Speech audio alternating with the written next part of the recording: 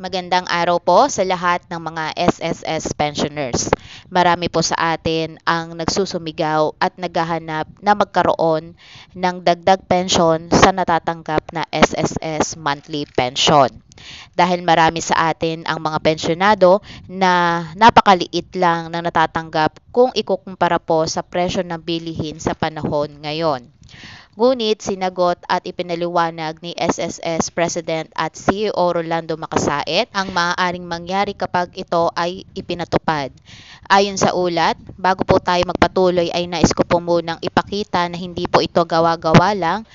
Ito po ay galing po mismo sa SSS. Makikita po dito ang petsa kung kailan ipinost ang balitang ito. Sa pagpapatuloy, maliban po sa SSS ay makakahanap ng mas sustainable source of income ang pagtaas ng mga benepisyo ng pensyon sa pagkaretiro ng mga miyembro nito ay magiging isang mahirap po na desisyon. Narito po ang isang nailabas na pahayag ni SSS President at CEO Rolando Macasait na nakapagpulong sa mga labor and management representative at voluntary member sa Stockholders Forum sa Panglao, Bohol. Sa forum, nilinaw ni Macasait ang posisyon ng ahensya sa panukalang 1,000 pesos hanggang 2,000 pesos na aumento para sa mga retiradong miyembro ng SSS. Anya, humigit kumulang 3.5 milyong pensyonado ang tumatanggap ng mga benepisyo ng SSS.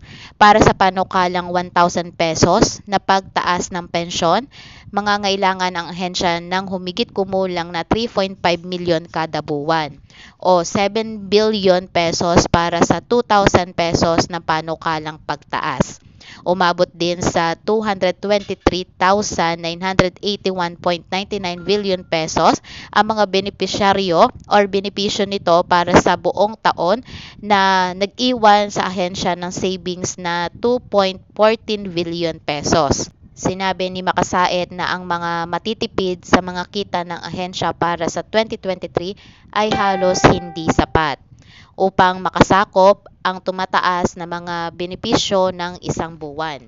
Anya, ito ay hindi lang isang madaling desisyon, inamin ito ni Macasait.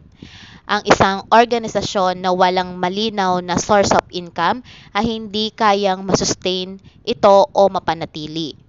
Andito tayo para mapangalagaan ang mga institusyon at pondohan ng buhay para matanggap ng mga pensyonado ang nararapat na benepisyo at karapatan nila at ang kanilang mga henerasyon. Tiniyak din ni Macasait na hindi pinaplano ng SSS na dagdagan ang kontribusyon ng mga miyembro sa taong 2024. Isinasagawa ng SSS ang Stakeholders Forum sa Bohol upang pakinggan ang mga alalahanin ng mga miyembro at linawin ang mga isyu upang maihatid ng ahensya ang mas mahusay na serbisyo.